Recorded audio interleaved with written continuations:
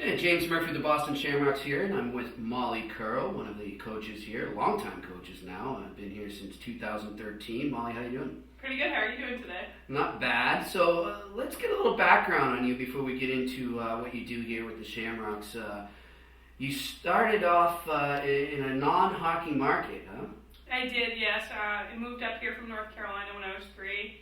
So when I wanted to get into hockey, neither one of my parents really knew kind of what it was. They signed me up for figure skating lessons, which I hated every single second of, and got into hockey as soon as I could. And did they start to pick up the difference between figure skating and hockey? That a little more physical? Yeah, I definitely. And the skate color was different. I always wanted to wear the black skates instead of the white skates. So that was a big shock for them too. Yeah. Okay. When was the first time you played organized hockey? I got into Triton youth hockey when I was, I think, 6 or 7. That's here in Massachusetts? Yep, up in Newbury's part of the Triton School District. Okay.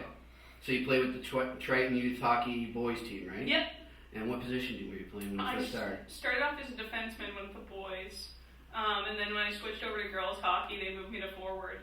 And then I played forward all the way up until I got to college, actually. And then my coach moved me back to D. So. Well, let's talk about sort of that journey, because you had kind of quite the journey from that point to college. Yeah. You ended up going to the girls' team in Chelmsford, right? Yep. Played for the Chelmsford Lions there, and then where did you go from there?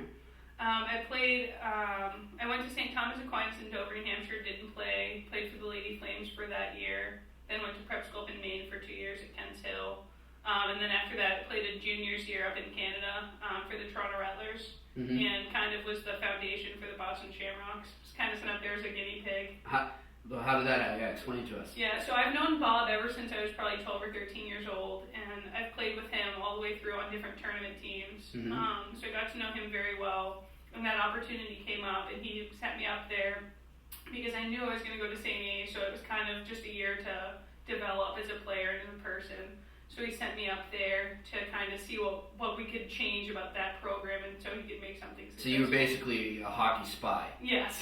Okay. I was, yes. That. But we won't tell Toronto that. Yeah, we won't. Okay, but so you go up there, and you sort of served as a founder of the team in a way then. I guess so, yeah. And then I was considering PGing because my first year of college was actually the first year of the program, but my parents wanted me to go off to school, so I went up to St. A's, and that was the first year of the U19 team. And when you were in Toronto, what did you take back, I guess, first, what did you take as a player, but then also, as we referred to, a spy, or, what did you take that you wanted to bring back to Bob and tell him, this is how you should do things, this is how you shouldn't do things, this is what it was like. What did you take from that experience? So I definitely had some really good coaches when I was up there. Jenny Feldman, we've actually played against some of his teams recently. He's up at the Hockey Training Institute, which is actually ironically in the same school building where I was.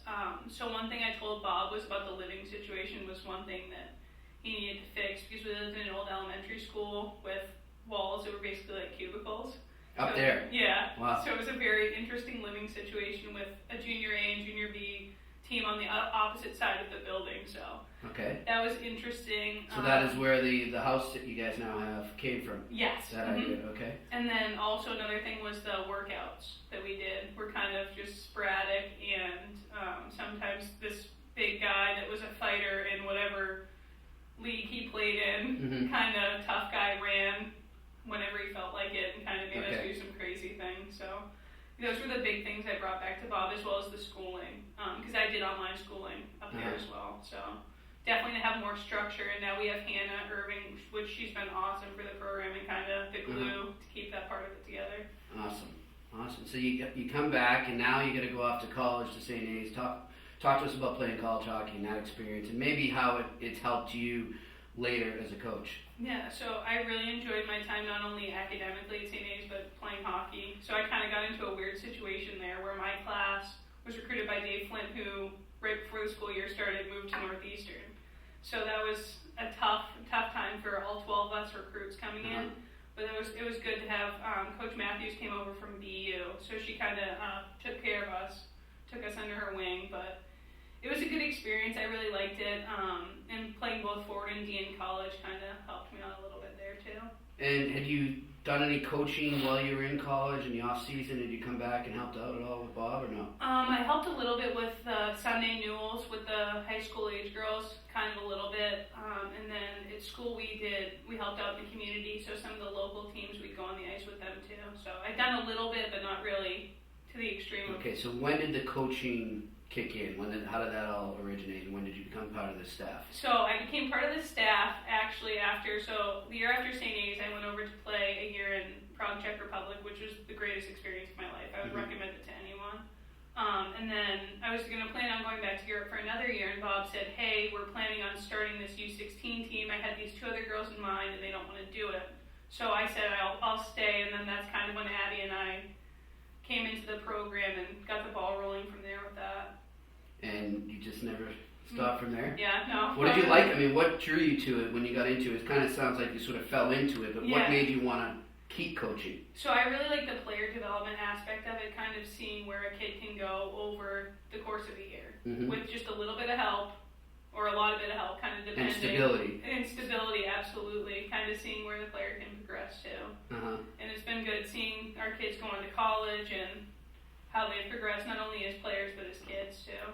What do you see as being one of the big obstacles for girls when they come here in terms of really embracing that development or getting the most out of their experience? What's the biggest obstacle that you try to help them with?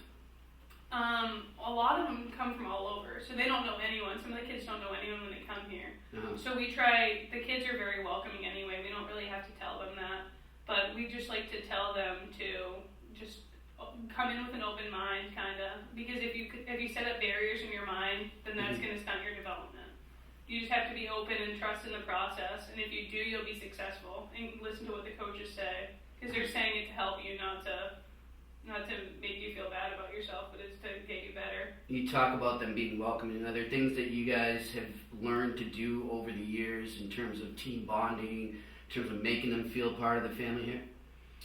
We've tried to incorporate different things too. Like last year, I know the girls did an escape room. They went into Boston and did that, so that's kind of a cool experience. This year, we're looking to do more in the community. Okay. I know a lot of girls in the past have helped with the sled hockey, and that's something that they really like. So just kind of doing different things outside the box as a team to kind of get to know each other a little bit better. Good stuff. And now, before we let you go, if you were to say one thing to girls pondering whether to come here and embrace that experience, what would you say? I would say if you're going to do it, come sooner rather than later. Why because is that? The more experience and the more time that you can have in a program like this, the more you're going to develop as a person, a player, and a student athlete. All right. Well, thank you, Molly. Thank you. Appreciate it. It's Molly Corl, and I'm James Murphy, the Boston Shamrocks.